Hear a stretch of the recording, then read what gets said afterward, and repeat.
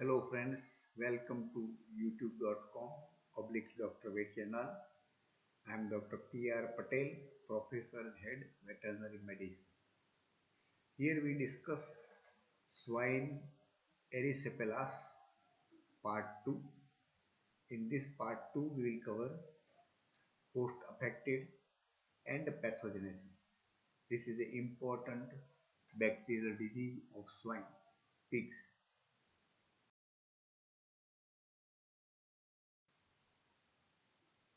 Friends, here we discuss susceptible host of swine erysipelas. The principal host is pig. All ages of the pigs are affected, but more common in growing and adult pigs. Growing and adult pigs are more susceptible. Those pigs, suckling pigs of immune source,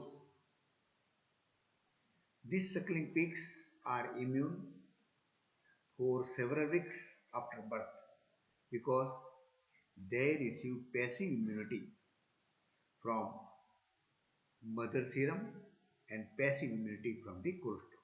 So they are protected for a several weeks after the birth. But when they grow, they again become a susceptible.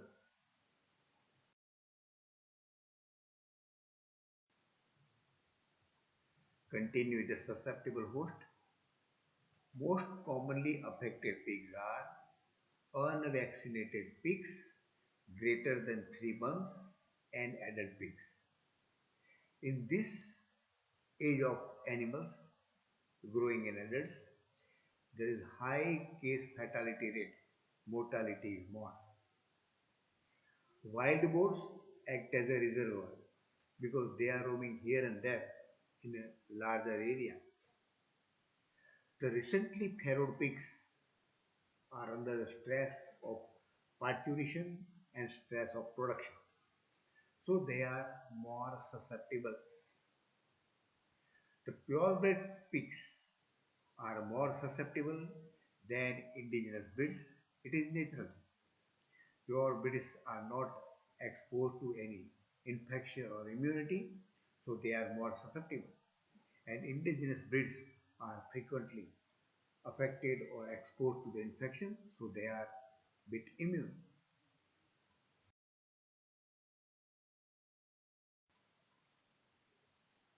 We discuss here pathogenesis of swine erysipelas. The organism gain entry to the body only and only when the resistance of host is lower.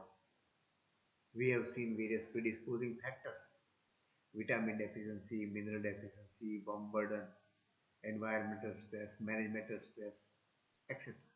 So when there is stress, when there is predisposing factor, the organism enter into the body. And hot humid weather condition favors the entry of the organism. The pathogenic erysipelothrics organism produce capsule. So it is protected by natural immunity, natural phagocytosis.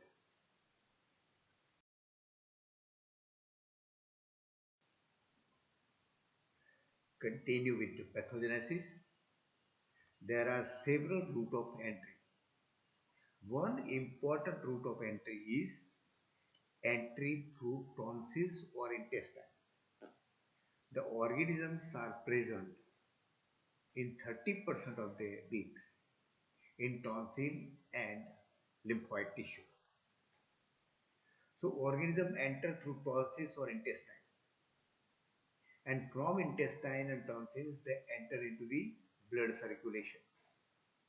In the blood circulation, the organism multiply, proliferate, and produce a severe disease called acute septicemia. This is a serious condition of the disease.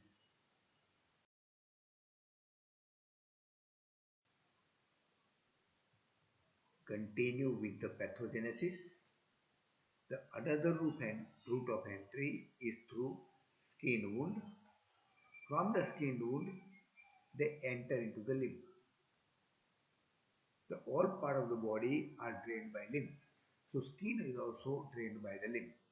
So organism enter into the lymph, and from lymph the organism enter into the blood circulation. In the blood circulation, the organism multiply and produce acute septicemia. Generally, acute septicemia is produced within 1 to 7 days. Again, acute septicemia is a very serious disease condition of the swine erysipelas.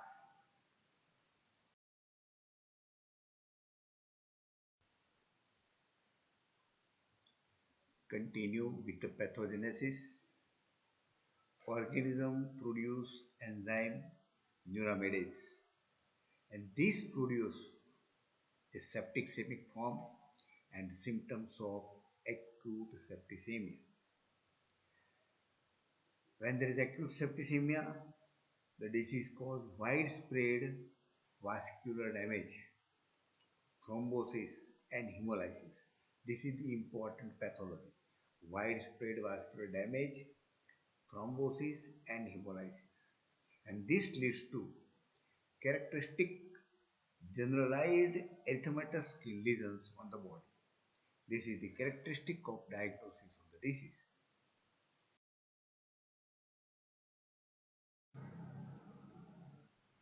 Continue with the pathogenesis. Hemorrhage is found in various parts of the body. That is because of the organism damaging the blood vessels. Some of the septicemic cases subside, may become normal, and the organism localize in skin. And in skin, they cause a thrombosis of small blood vessels of skin characteristic.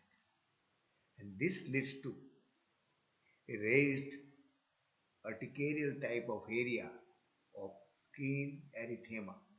This is the characteristic of the disease.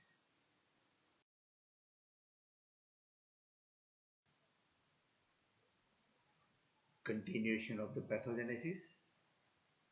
This leads to necrosis and gangrene of the skin and give a appearance just like a diamond appearance on skin. So disease is named as diamond skin disease. Very important pathology of this disease. In chronic form, the localization of infection occur in skin as just we have seen in the acute also. At the same time, either in joints produce arthritis or polyarthritis or in heart valves also and produce vegetative valvular endocarditis, a important danger disease of the swine erysipelas. So in chronic cases, infection localized in skin, joints and heart valves.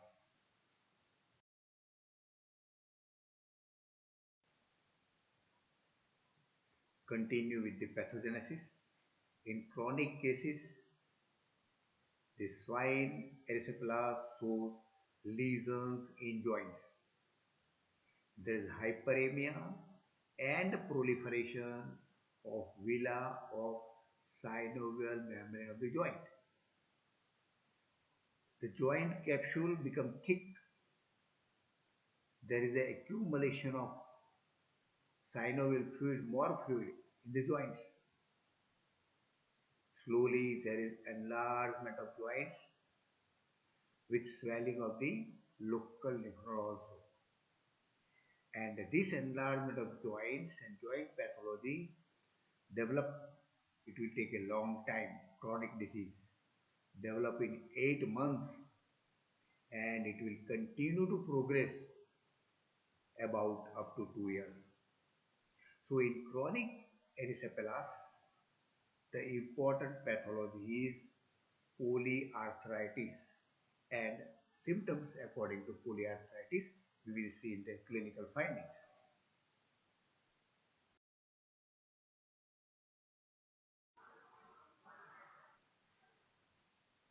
Continuation with the pathogenesis. In chronic condition, it produces characteristic endocarditis. The organism attaches to the heart valves. Heart valves are very important to the life of the animal. On the heart valve, there is vegetative growth on the valves caused vegetative valvular endocarditis, a very serious pathology. The symptoms we see in the clinical findings. The microscopic lesions are vasculitis in capillaries and venous that produce all this disease, diamond skin disease, arthritis, vegetative valvular endocarditis. Such lesions are produced in many organs, but important organs are glomeruli kidney, causes kidney damage, pulmonary capillary, causes the lung damage, and the skin.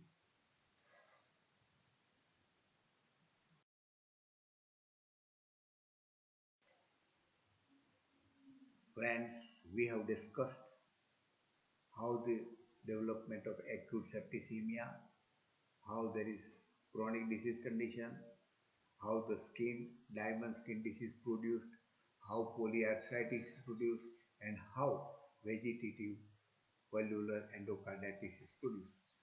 So this pathology we have already described.